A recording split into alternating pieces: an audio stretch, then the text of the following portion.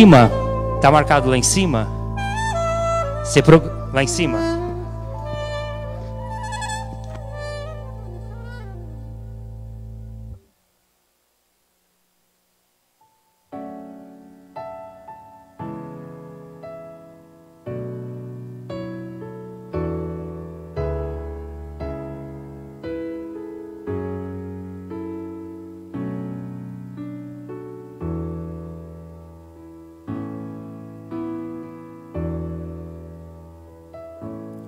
Fall in love with Jesus.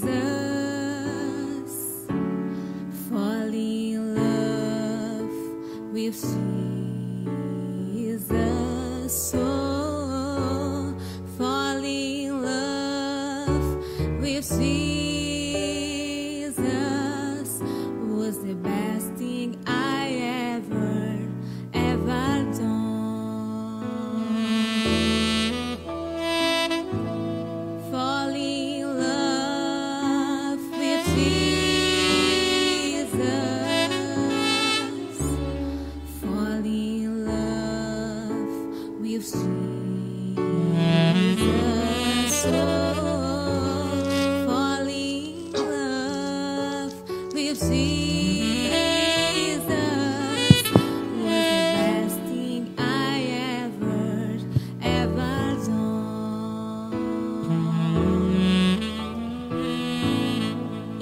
Som. Pra mim tá, pra você ficou bom aí? Legal, pra vocês também?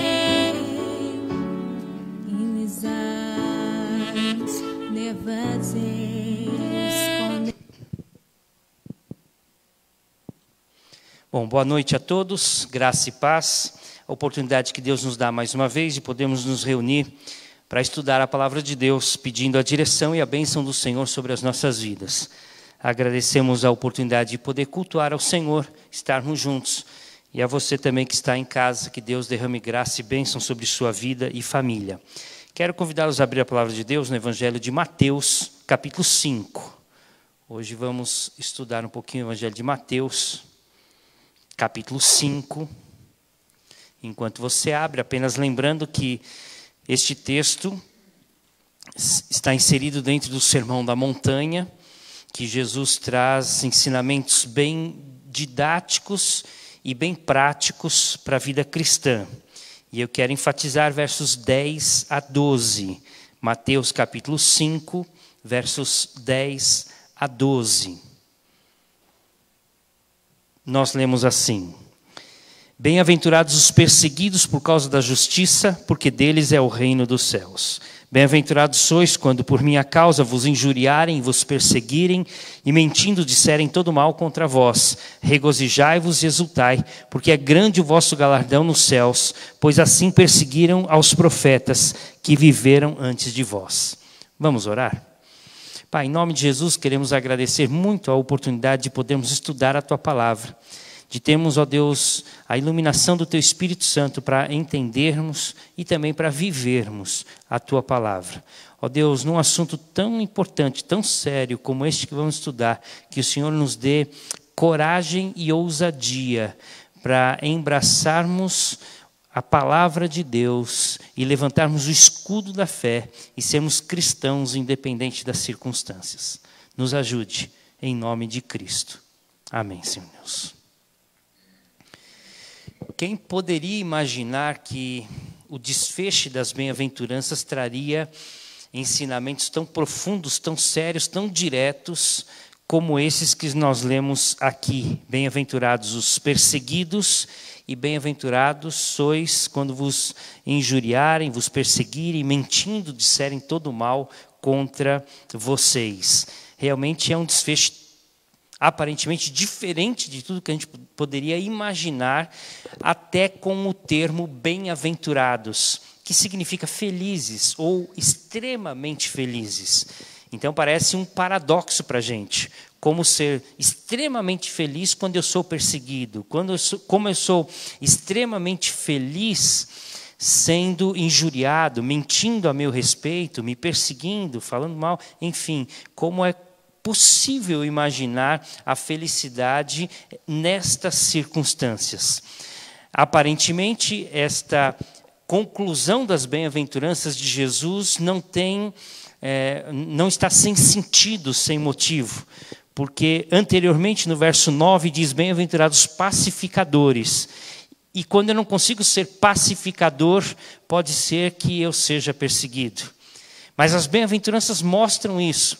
Porque aqueles que têm fome e sede de Deus podem ser perseguidos por causa desta fome e sede de Deus. Aqueles que são mansos e esperam herdar a terra, com certeza podem ser perseguidos, ou as pessoas mentirem a respeito dele. Enfim, a conclusão não é tão paradoxal como a gente possa imaginar. Porque quando eu me disponho a viver a vida cristã como eu devo viver, como Jesus apresenta aqui nesse texto, pode ser, muitas vezes, como aconteceu com o próprio Cristo, como vai acontecer com os apóstolos e com muitos servos de Deus, logo no começo da igreja cristã e na história do cristianismo até os dias de hoje, acontece também quando nós vivemos a vida cristã, de fato um motivo de incômodo para muitos, principalmente para Satanás, que quer de todas as formas causar o mal ou prejudicar aqueles que são servos de Deus. Só para a gente entender um pouquinho da história. Por que os primeiros cristãos foram acusados e foram perseguidos? Eu estava levantando aqui alguns fatos históricos do porquê aqueles cristãos foram perseguidos. E a gente pode entender também porque hoje muitos cristãos são perseguidos. Olhando biblicamente, os primeiros cristãos foram acusados, por exemplo, de canibalismo. Por quê? Porque diante do discurso de Jesus, em João capítulo 6, quando ele diz: quem quiser ter comunhão comigo tem que comer da minha carne e beber do meu sangue, e depois ele institui a ceia, onde o pão representa o corpo e o cálice representa o sangue, e os discípulos passam a celebrar a ceia, lembrando do corpo e do sangue de Cristo. Isso era um motivo de acusação para muitos incrédulos, para muitos pagãos, para muitos ateus, a respeito da prática do cristianismo. Sabemos que é um absurdo pensar dessa forma, mas era uma das maneiras pelas quais os cristãos eram perseguidos.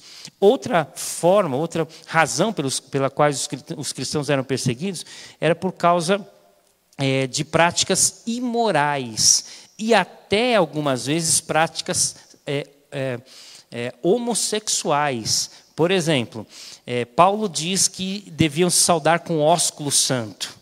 Isso não era uma prática comum no mundo antigo. E nós vemos que na igreja cristã isso era comum. Não apenas isto, se tratavam como amados, com amor, com carinho, com afeto. Então a maneira como se tratavam muitas vezes era mal visto por aqueles que queriam prejudicar ou lançar qualquer intriga dentro do cristianismo. Era uma forma de acusar os cristãos desta prática imoral.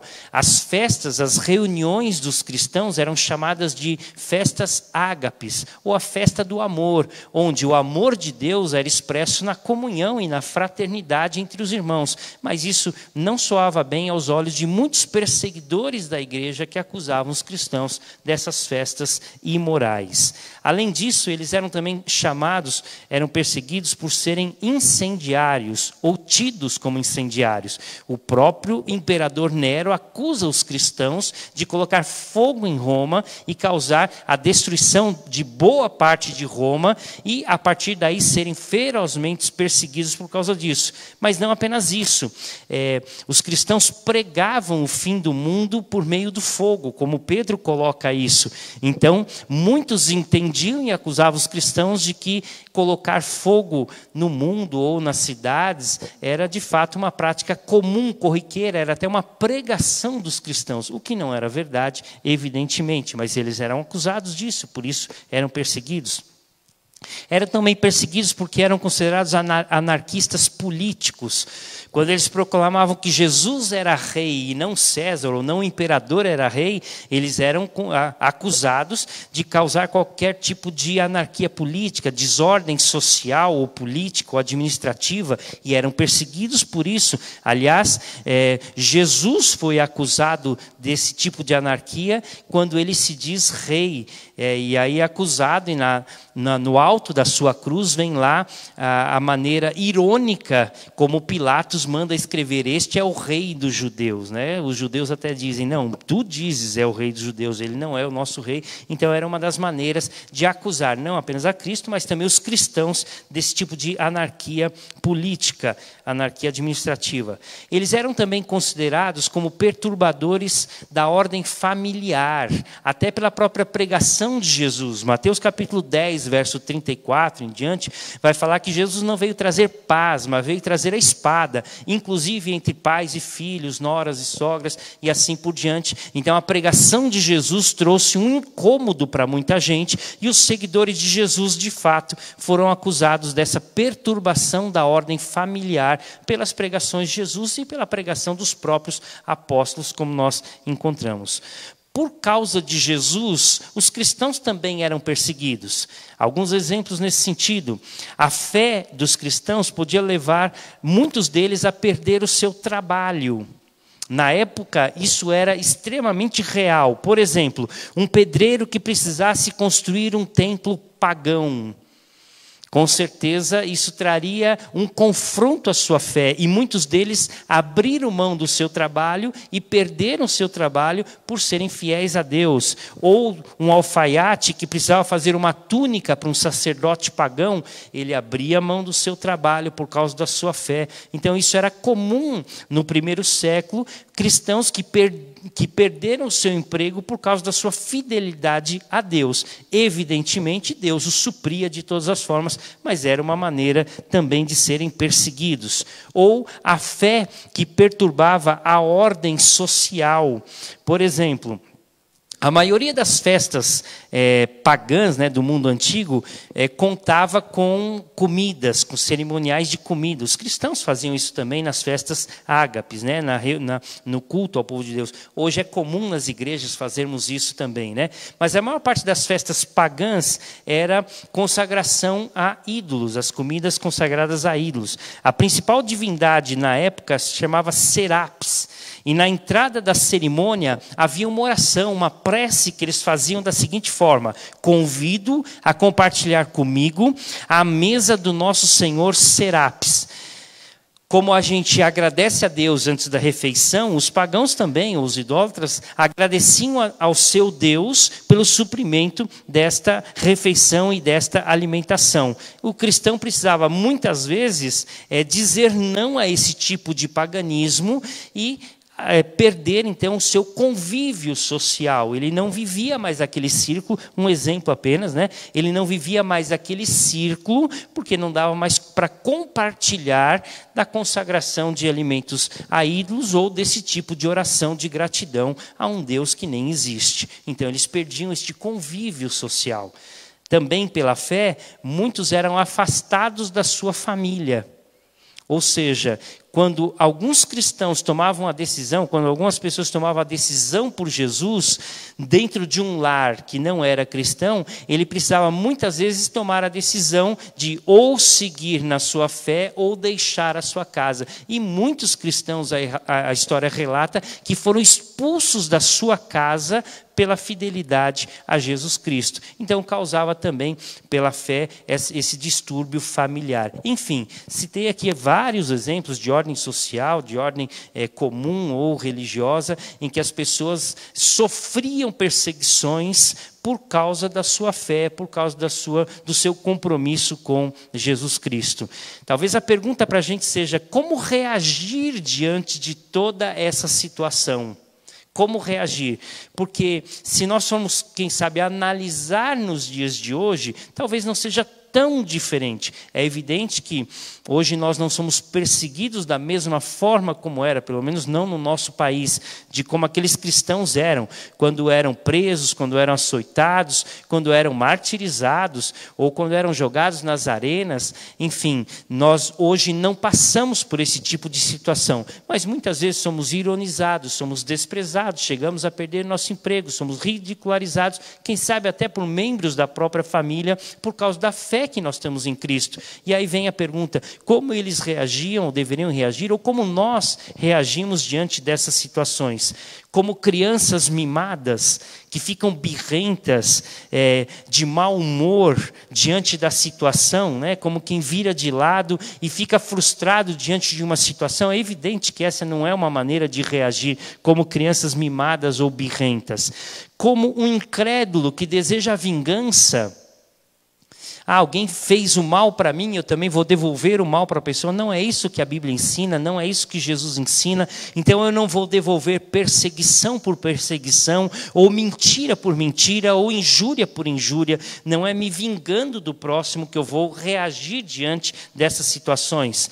Talvez alguns possam pensar na reação como um cão que lambe a própria ferida, naquela atitude de auto-humilhação, de auto-piedade, né? Coitado de mim, eu estou sendo perseguido, estão mentindo a meu respeito, coitado de mim. Quer dizer, também não é uma postura correta ficar se humilhando ou tratando-se em auto-piedade. Não é isso que a palavra de Deus espera de nós. Talvez alguns possam reagir como os estoicos reagiam. Os estoicos faziam o seguinte, eles controlavam a vontade deles com o objetivo de alcançar felicidade. Ou seja, o objetivo do estoico era alcançar a felicidade, custe o que custar. Então eles transformavam toda aquela situação em algo que pudesse trazer a eles felicidade. Ou seja, eles sorriam diante da tragédia, no sentido de querer suportar para alcançar algo maior. De certo, não é isso o que Jesus espera de nós nesse sentido.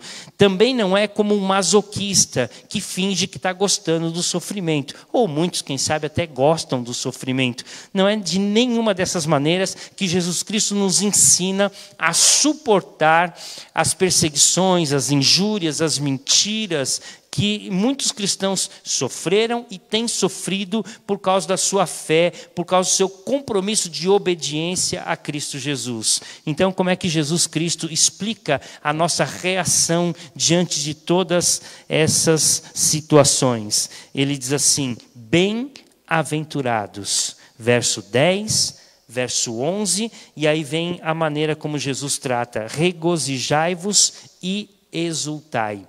Regozijai-vos e exultai.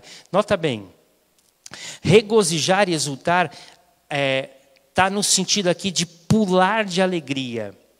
Vamos fazer uma comparação de um alpinista que tem o objetivo de escalar uma grande montanha e ele chega no topo dessa montanha e realiza o seu sonho e ele festeja, ele celebra. Ou como um atleta que planeja correr uma corrida de 100 metros e ele corre muito bem e consegue vencer aquela corrida e ele celebra. Ou como um jogador de futebol que conquista um campeonato e ele festeja a sua vitória. Ou como um jovem, uma jovem que está à beira do casamento e se alegra, o noivo, a noiva, diante do casamento, e aquele dia das núpcias é de fato um dia de grande alegria. Então, regozijai-vos e exultai significa transformar aquele sentimento no sentimento de maior alegria que possa imaginar, é pular de alegria realmente. E aí de novo vem a ideia, como eu posso pular de alegria diante das perseguições, diante das injúrias, diante das situações adversas que enfrentamos por causa de Cristo Jesus.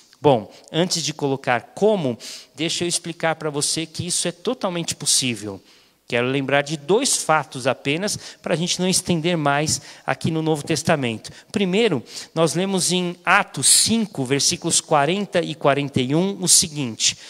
O Sinédrio, chamando os apóstolos, açoitaram-nos e ordenando-lhes que não falassem mais em o nome de Jesus, os soltaram.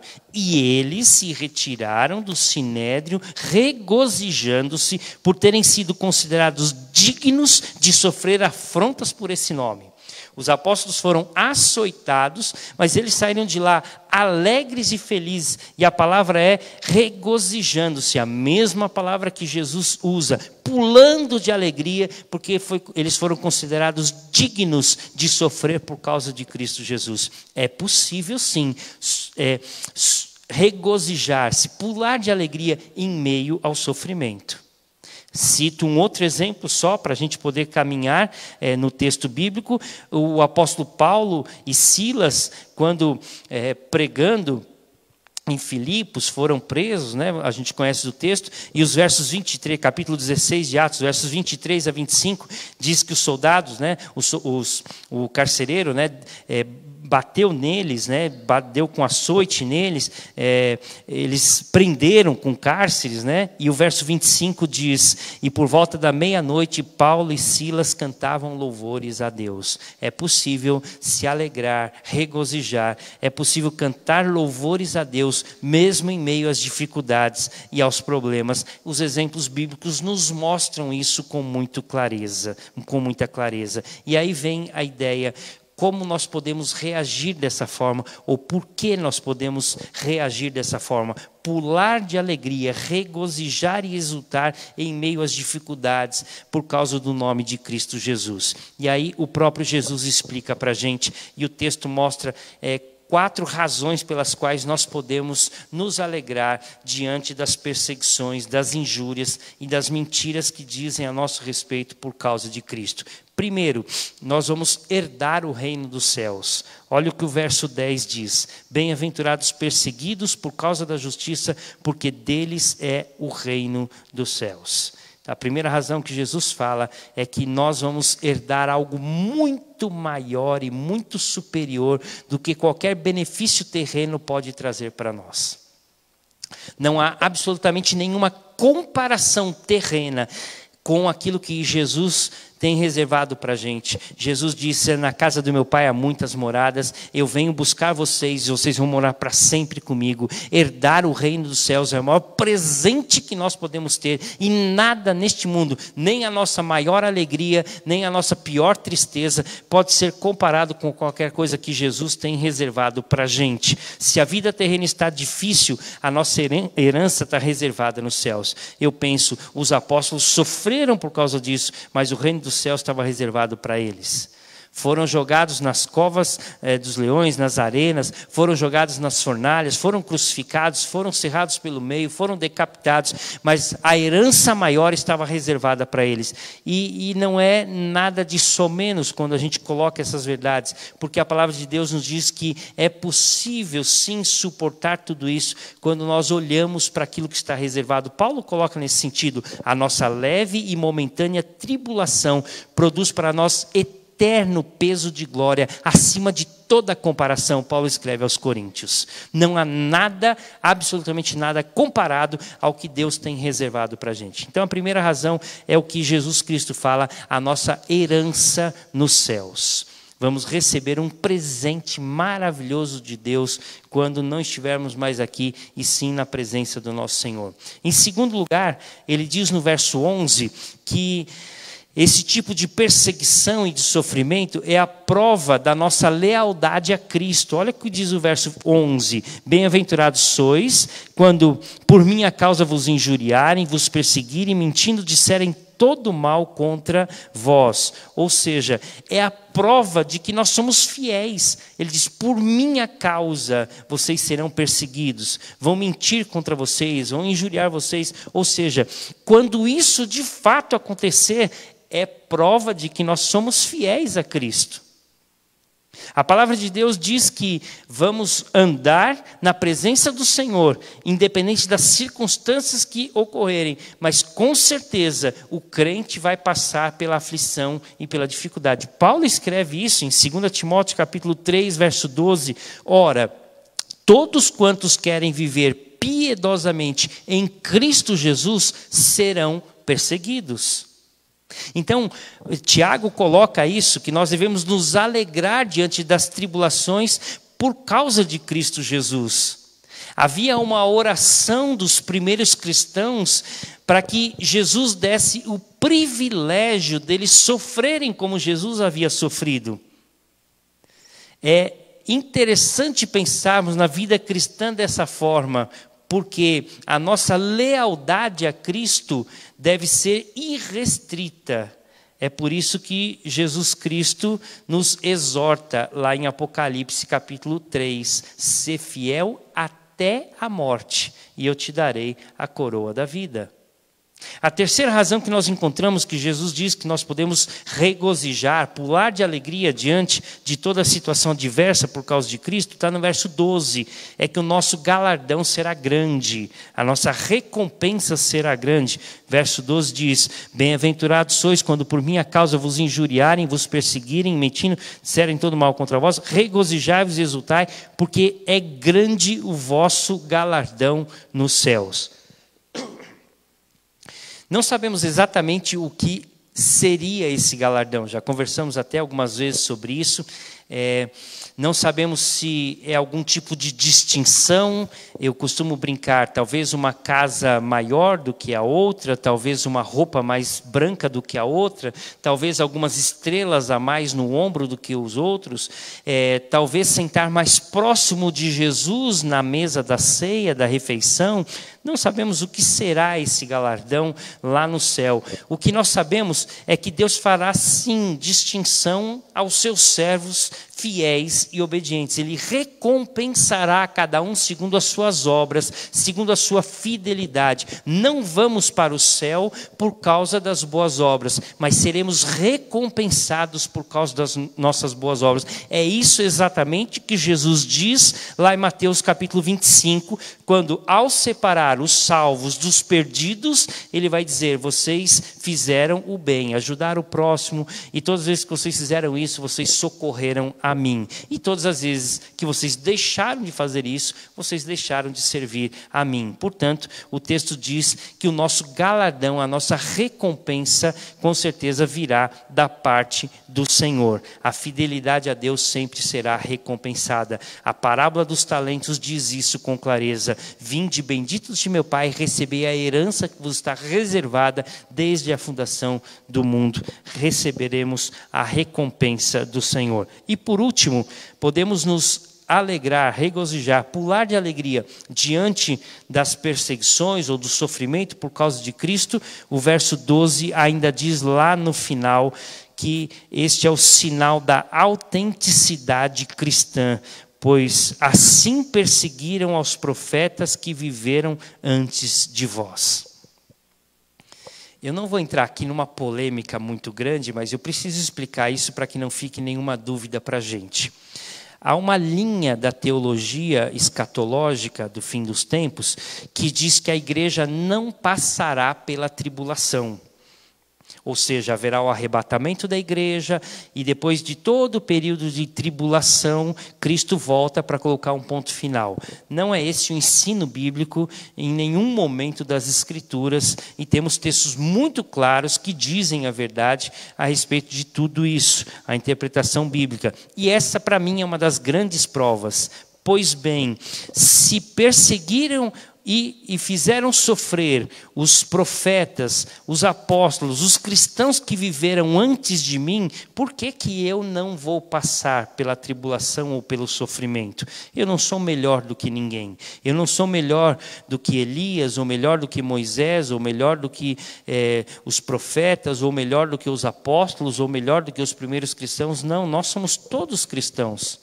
Na verdade, estou muito longe de todos eles. Há um desafio de buscarmos cada dia mais sermos melhores, mas o texto diz assim: assim também perseguiram aos profetas, aos primeiros cristãos, aos servos do Senhor do passado, e eu também posso ter essa certeza. Se eu sou perseguido por causa de Jesus, ou se por causa do nome de Cristo eu sou injuriado, ou mentem a meu respeito por causa do nome de Cristo, eu posso me considerar um igual àqueles que sofreram por Cristo Jesus. Uns foram jogados na fornalha, outros foram jogados nas covas dos leões, outros nas arenas, outros foram cerrados, outros foram degolados, outros foram crucificados, outros açoitados, outros presos.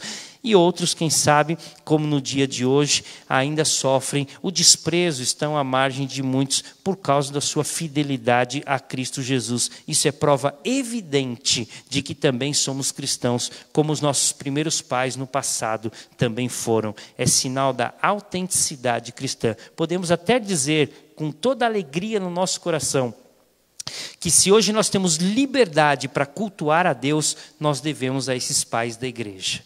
porque eles lutaram, eles batalharam, eles deram sangue, literalmente, para que nós pudéssemos ter esta liberdade de poder cultuar a Deus, de poder participar deste culto, ou você em casa participar desta palavra também. Há uma confissão de fé antiga que definiu a igreja como a comunidade dos que são perseguidos e martirizados por causa do evangelho. A igreja é a comunidade daqueles que sofreram e foram martirizados por causa do evangelho. Não está errado isso. É a pura verdade. Martinho Lutero inclui no rol dos sinais da verdadeira igreja o sofrimento por causa de Cristo. Não apenas as características de doutrina, de dogmas, mas o sofrimento. Faz parte da marca evidente e verdadeira da igreja fiel a Cristo Jesus. Cito, por exemplo, Dietrich Bonhoeffer, que viveu na metade do século, na época de Hitler, e ele foi um alemão cristão que procurou, com a sua vida cristã, não apenas dar testemunho, mas usar dos seus bens, recursos e influências para salvar muitos judeus. E ele guardou muitos judeus, escondeu muitos judeus, transportou muitos judeus para outros países, para que pudessem ser salvos daquela barbárie, daquele holocausto. Pessoas como ele, dentre outros tantos, são a causa de não termos tido algo muito pior e maior do que tivemos 6 milhões de judeus mortos naquela época, de forma tão trágica. O seu lema de vida de Dietrich Bonhoeffer era: o sofrimento é a característica dos seguidores de Cristo Jesus. O discípulo não está acima do seu mestre. O discipulado é sofrimento obrigatório. Esse era o lema de Dietrich Bonhoeffer. Ele morreu 3 meses antes de acabar a guerra. Segunda Guerra Mundial. Ele morreu em maio de 1945, morreu num campo de concentração, 3 meses apenas antes de acabar a guerra. O discipulado cristão é a nossa união com Cristo sofredor. Paulo escreve em Romanos: se com ele sofremos, com ele também seremos glorificados. Não há nada de estranho no sofrimento cristão. Não há nada errado no cristão em sofrer por causa de Cristo Jesus. Na verdade, deveria ser uma grata alegria para nós, porque mostra exatamente que somos fiéis a Cristo Jesus. O mundo sonha com progresso, com poder, com futuro. O cristão autêntico sabe que ele pode passar pelo sofrimento e pelas dificuldades por causa do amor a Cristo. Mas a palavra de Jesus, como eu citei anteriormente, continua a mesma para nós hoje: ser fiel até a morte, e eu te darei a coroa da vida. Os métodos de Deus são confusos para o mundo, pois exaltam os humildes e humilham os orgulhosos. Chamam de primeiros os últimos e de últimos os primeiros. Atribuem grandeza ao servo. Despedem os ricos de mãos vazias e declaram que os mansos serão herdeiros da terra. Diz que os sofredores e perseguidos pelo mundo são os habitantes do reino dos céus. Jesus parabeniza aqueles que o mundo mais despreza e chama de bem-aventurado aqueles que o mundo rejeita. A cultura do mundo e a contracultura de Cristo estão em total desarmonia uma com a outra, diz John Stott com relação a esta passagem de Mateus 5, de 10 a 12. Vale lembrar que Deus está muito mais preocupado com a nossa santificação do que com o nosso bem-estar. Nós devemos ter sempre isso em mente. Não importa o que venhamos a sofrer ou o que possa ocorrer conosco, o que importa é que a gente não perca de maneira nenhuma o nosso foco central, que é a fidelidade a Cristo Jesus, é buscá-lo acima de todas as coisas e sermos fiéis a Deus e à palavra, para que possamos viver a vida cristã de uma forma que agrade o nosso Deus. Que Ele assim nos abençoe e nos ajude a não perdermos esta direção, mesmo que o mundo caia sobre nós por causa de Cristo Jesus. Que assim Deus nos abençoe. Amém? Amém. Vamos orar? Pai, em nome de Jesus, queremos agradecer a oportunidade e o privilégio de podermos estudar a Tua palavra com liberdade e de vivermos este mundo de forma consciente, de uma forma cristã, podendo obedecer ao Senhor, mesmo que isso possa trazer qualquer consequência, humanamente falando, desastrosa para nós. Mas a nossa alegria é o Senhor. A alegria do Senhor é a nossa força. E queremos viver na dependência do Senhor, independente das circunstâncias. Nos ajude a levar esta vida com o Senhor de forma leal, fiel, e nos alegrando em toda e qualquer situação, tanto, ó Deus, quando as coisas estão bem, como muitas vezes no campo humano, elas possam não caminhar tão bem como a gente gostaria, mas o Senhor é o Deus Pai de todos, que cuida de nós de forma amorosa, e assim podemos viver no nosso dia a dia, dependendo deste grande amor. Nos ajude, Pai. Acompanha-nos de volta aos nossos lares, guarda-nos e proteja-nos de todo mal, é a nossa oração em nome de Cristo Jesus. Que a graça do Senhor Jesus, o amor de Deus, o Pai, a comunhão e a consolação do Espírito Santo de Deus seja com todos vós, hoje e sempre. Amém.